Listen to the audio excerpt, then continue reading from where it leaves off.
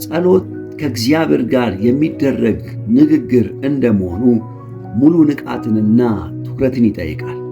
ሰውነታችን እንዲያርፍ በተዘጋጀበት አልጋ ላይ ሆነን መንፈሳዊ ተግባር ለመፈጸም ስንሞክር በመንፈሳችንና በሥጋችን መካከል ግጭት ይፈጠራል። ሥጋ እረፍ ሲል መንፈስ ደግሞ ንቃ ይላል። በዚህ ጊዜ ሥጋ ስለሚያሸንፍ ጸሎታችን ጥልቅና ረጅም እንዳይሆን ያደርጓል። ተኝቶ መጸለይ እንደ ልዩ ሁኔታ ለምሳሌ በበሽታ ወይም በድካም ወቅት የሚፈቀድ ቢሆንም በልማድ መልክ ሲደረግ ግን ብዙ ጉዳቶች አሉት። ተኝቶ የመጸለይ መንፈሳዊና ስነ ልቦናዊ ተጽዕኖችን እንመልከት። አስቀድመው ግን ቅን ልብ ካሎት ላይክ፣ ሰብስክራይብ በማድረግ ይጀምሩ። አንደኛው ተኝቶ መጸለይ ለእግዚአብሔር አክብሮት ያለመስጠት ምልክት ነው። ጸሎት ከእግዚአብሔር ጋር ኅብረት ማድረግ እንደመሆኑ ተንበርክከን ስንጸልይ ለእግዚአብሔር ያለንን አክብሮት ያሳያል። ነገር ግን ተኝቶ መጸለይን ስናስበው ለእግዚአብሔር የምንሰጠውን ክብር ሊቀንስብን ይችላል። ንጉሥን ቆመን እንደምናነጋግረው ሁሉ የሁሉ በላይ የሆነውን አምላክ በተገቢው የሰውነት አቀማመጥ ማነጋገር በራሱ የጸሎት አካል ነው። ጸሎት የነፍስ ተግባር ብቻ ሳይሆን የሰውነትም ጭምር። ቆመን ወይም ተንበርክከን ስንጸልይ ከታላቁ አምላክ ኃያል ጋር እየተነጋገርን መሆኑን ይገልጣል። በምድራዊ ሕይወታችን እንኳን በጣም ለምናከብረው ሰው ወይም ለታላቅ ባለሥልጣን ያለንን አክብሮት የምንገልጸው በመቆም ነው። የዓለም ፈጣሪ በሆነው አምላክ ፊት ደግሞ ዝቅ ብሎ መቅረብ የፍርሃት ሳይሆን የፍቅርና የትሕትና መገለጫ ነው። አክብሮት የሚጀምረው ከልብ ቢሆንም በተግባርና በአካል ሲገለጥ ሙሉ ይሆናል። ተኝቶ መጸለይ ባለውበት ሆኜ አነጋግራለሁ እንደማለት ሲሆን፣ ቆሞ ወይም ተንበርክኮ መጸለይ ግን ለአንተ ተነስቻለሁ የሚል ትርጉም አለው። ይህ ደግሞ ለእግዚአብሔር የምንሰጠው ከፍተኛ ዋጋና ክብደት ያሳያል። አልጋ ላይ መሆን ምቾት ቢኖረውም ከዚያ ወጥቶ መሬት ላይ መንበርከክ እግዚአብሔርን ለማክበር የሄድንበትን መንገድ ያሳያል። ቆመን ወይም ተንበርክከን ስንጸለይ ራሱ ያለ ቃል የሚናገር ታላቅ ትሕትና ነው። አምላኬ ሆይ ለአንተ የሚገባውን ክብር ለመስጠት ዝግጁ ነኝ የሚል ንግግር አልባ ንግግር ነው። ትክክለኛ አክብሮት የሚገለጠው በምቾት ውስጥ ሳይሆን በመሥዋዕትነት ነው። ተኝቶ መጸለይ ምንም መሥዋዕትነት የለውም። ቆሞ መጸለይ ግን ለሥጋችን የሚመቸውን ጸሎት ትተን ለነፍሳችን የምንሰጠው ቅድሚያ ነው። ይህ ከምቾቴ ይልቅ ክብር ይበልጥብኛል የሚል የተግባር ትሕትና ነው። ሁለተኛው ለእንቅልፍ እንሸነፋለን። ተኝተን ስንጸልይ በድካም ምክንያት ሳናውቀው በእንቅልፍ የመወሰድ ዕድላችን ከፍተኛ ነው። ጸሎታችንን ሳንጨርስ እንቅልፍ ካሸነፈን የነበረን መንፈሳዊ ግንኙነት ይቋረጣል። በቆምንበት ወይም በተቀመጥንበት ወቅት ግን ንቁ ሆነን ለመቆየት ይረዳናል። ጸሎት ከእግዚአብሔር ጋር የሚደረግ ንቁ ተሳትፎ የሚፈልግ ንግግር ነው። ተኝተን ስንጸልይ ግን ሰውነታችንን ወደ ዕረፍት ዓለም እየጋበዝነው ነው። በዚህ መሃል እንቅልፍ ቢያሸንፈን ግንኙነታችን ስለሚቋረጥ መቀበል ያለብንን ነገር ሳንቀበል እንቀራለን። እንቅልፍ የሰው ፍላጎት ነው፣ ጸሎት ደግሞ የነፍስ ምግብ ነው። ተኝቶ መጸለይ ነፍስና ሥጋን እኩል ሜዳ ላይ እንደማውጣት ነው። በዚህ ወቅት በእንቅልፍ መሸነፍ ማለት ሥጋ ነፍስን አሸነፈ ማለት ነው። ቆመን ወይም ተንበርክከን ስንጸልይ ግን ለሥጋችን አሁን የእንቅልፍ ሰዓት አይደለም የሚል ትእዛዝ በመስጠት ነፍሳችንን የበላይ እናደርጋታለን። በጸሎት ውስጥ ትልቅ ነገር በተመስጦ መቆየት ነው። በእንቅልፍ ስንሸነፍ ይህንን የተመስጦ ክር ይበጥሷል። ልባችን በሰማይ ሐሳብ ተሞልቶ ሳለ እንቅልፍ መጥቶ ሲጋርደን ያንን ብርሃናዊ ስሜት አጥተን ወደ እንቅልፍ እንገባለን። ይህም ጸሎታችን ፍሬ እንዳያፈራና ትርጉም እንዲያጣ ያደርገዋል። ሦስተኛው ተኝቶ የመጸለይ ችግር ጸሎታችን አጭር እንዲሆን ያደርገዋል። ሰው በተፈጥሮው አልጋ ላይ ሲካደም ለማረፍ በሚል የሥነ ልቦና ዝግጅት ነው።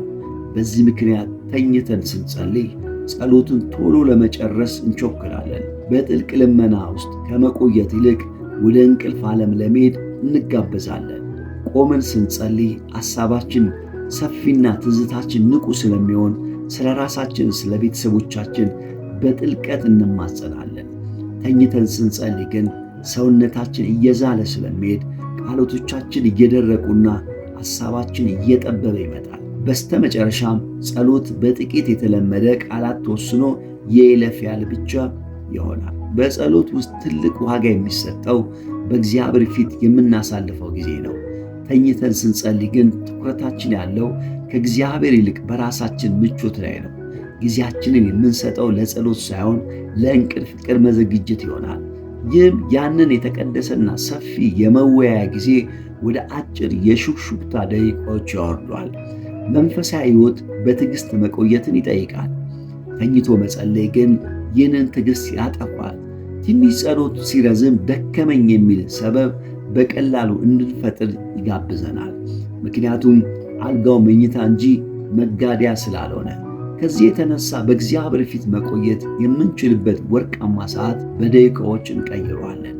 ለጸሎት የምንሰጠው ጊዜ ማሳጠር ለነፍሳችን ልንሰጣት የሚገባውን ሙሉ ምግብ ቀንሰን ቁርጥራጭ እንደ መስጠት ነው። ቆሞ ወይም ተንበርክኮ መጸለይ ግን ጊዜን ለባለቤቱ ለእግዚአብሔር በሙሉ ልብ የመስጠት የፍቅር መገለጫ ነው። አራተኛው ለልጆቻችን የምንሰጠው የአርአያነት ችግር ይፈጥራል። ጸሎት በቤት ውስጥ የሚታይ ተግባር ከሆነ ልጆች እኛን በማየት ይማራሉ። ተኝቶ የመጸለይ ልማድ ለተተኪው ትውልድ ጸሎት ቀላል ያለና ተራ ተግባር ነው የሚል የተሳሳተ መልእክት ሊያስተላልፍ ይችላል። ቆመን ወይም ተንበርክከን ስንጸልይ ግን ለጸሎት የምንሰጠው ክብርና ተግባር እናስተምራለን። ልጆች ከምንናገረው ይልቅ የምናደርገውን ይከተላሉ። ወላጆች ካልጋቸው ላይ ወርደው በክብር ቆመው ወይም ተንበርክኮ ሲጸልዩ ሲያዩ ልጆች ጸሎት ትልቅ ቦታ የሚሰጠው ተግባር ነው የሚል ግንዛቤ በውስጣቸው ይሰርጻል። ተኝቶ መጸለይ ግን ጸሎት ልክ እንደ ተራ ወይም እንደ ግል ሐሳብ ተደርጎ እንዲታይ ስለሚያደርግ ለልጆች የሚሰጠው ትምህርት ደካማ ይሆናል። አንድ ልጅ ወላጆቹ ለጸሎት ሲሉ ምኞታቸውን ትተው ልብሳቸውን አስተካክለው በሥርዓት ሲቆሙ ሲያይ ለእግዚአብሔር የሚገባውን ክብር ይማራሉ። ለልጆች ትልቁ ቅርስ የጸሎት ሕይወት ነው። በድካም ጊዜ እንኳን ተነስቶ መጸለይ ለልጆች ጽናትና ታማኝነትን ያስተምራል።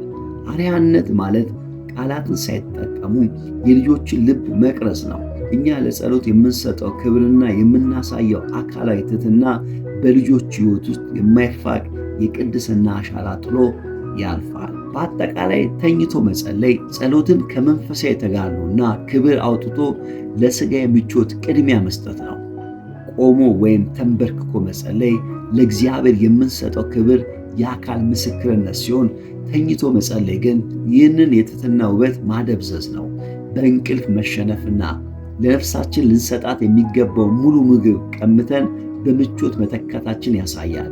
ጸሎት ልብን ወደ ሰማይ ማንሳት እንጂ አካልን በአልጋ ላይ መዘርጋት አይደለም። አቅምና ጤናው እያለን ምቾታችንን ለጸሎት መሥዋዕት ማድረጋችን ለእግዚአብሔር ያለንን ፍቅር በተግባር የምንገልጽበት መንገዳችን ነው። ሆኖም ግን እግዚአብሔር የልብን እንጂ የአቀማመጥ ብቻ አይመለከትምና በልዩ ሁኔታ በሕመም መጸለይ ካለብን በየትኛውም ሁኔታ ልባችንን ወደ እርሱ መላክ ይገባናል። ጸሎት የራስ የሆነ ጣዕም አለው። ይህ ጣዕም የሚገኘው ደግሞ ልብና አካል ተባብረው እግዚአብሔርን ሲያመሰግኑ ነው። ተኝቶ በሚደረግ ጸሎት ውስጥ አካላዊ ድካምና ምቾት ስለሚቀላቀሉ ያ በስግደትና በቆይታ የሚገኘው ሰማያዊ ጣዕም ሊሰወርብን ይችላል። ጸሎት ግዴታን የመወጣት ያህል ብቻ ስለሚሆን ከጸሎቱ በኋላ የሚገኘው ጥልቅ መንፈሳዊ እርካታ ይቀንሳል። በተቃራኒው ደክሞን እንኳን ቢሆን በርከክ ብለን መጸለያችን ለነፍሳችን ጥንካሬን ይሰጣል። አመሰግናለሁ። ሰብስክራይብ፣ ሼር፣ ላይክ በማድረግ ቤተሰብ ይሁኑ።